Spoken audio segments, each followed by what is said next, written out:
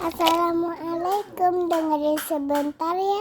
Dan ini merupakan ujian yang sangat berat bagi seorang jamaah sekalian, bahwasanya ketika di hadapannya ada godaan maksiat dan saat itu seperti jalan dimudahkan jamaah, maka disitulah akan diuji keimanan seseorang. Apalagi di zaman sekarang, akses untuk melakukan kemaksiatan lebih mudah nggak jamaah? Lebih mudah nggak? Dengan apa jamaah? Benar nggak jamaah? Di sinilah akan diuji seseorang. Apalagi kalau handphonenya dikunci misalnya jamaah. Benar. Kemudian di malam hari saat kebanyakan sudah tidur keluarga, tahu pintunya dikunci jamaah. Maka situlah terlihat pada orang-orang yang benar-benar lebih mementingkan apa yang ada di sisi Allah Subhanahu wa taala dari kenikmatan dibandingkan hanya kenikmatan saat melakukan kemaksiatan. Allah Subhanahu wa taala juga pernah menguji para sahabat Rasulullah sallallahu alaihi wasallam dalam surat Al-Maidah. Ya ayyuhalladzina amanu la yabluwannakumullahu bisyai'in minas saidi tanaluhu aydikum wa rimahukum liya'lamallahu man yakhafuhu bil ghaib faman i'tada ba'da dzalika falahu adzabun alim. Wahai orang-orang yang beriman, Allah pasti akan menguji kamu dengan hewan buruan yang dengan mudah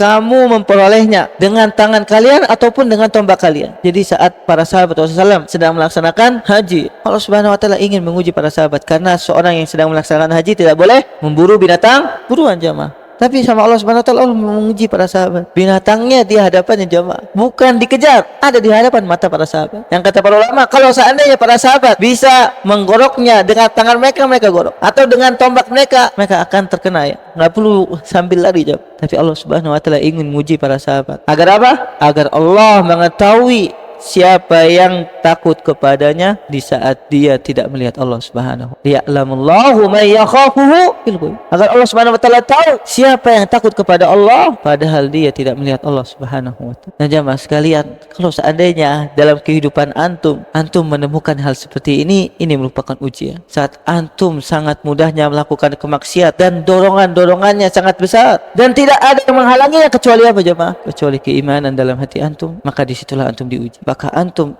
takut kepada Allah Subhanahu wa taala. Walaupun antum tidak melihat Allah Subhanahu wa taala, atau antum mengatakan tidak apa-apalah kali dua kali, nanti taubat. Allah Subhanahu wa taala Maha Penyayang, atau mengatakan Allah Subhanahu wa taala tidak melihat saya, atau mengatakan selama manusia tidak melihatnya enggak apa-apalah kita melakukan. Padahal jamaah sekalian, disitulah ujian seseorang. Dan Nabi Yusuf alaihissalam, Allah Subhanahu wa taala berikan ujian tersebut dan dengan taufiknya Allah Subhanahu wa taala menyelamatkan dia dari apa? Dari perbuatan yang keji tersebut.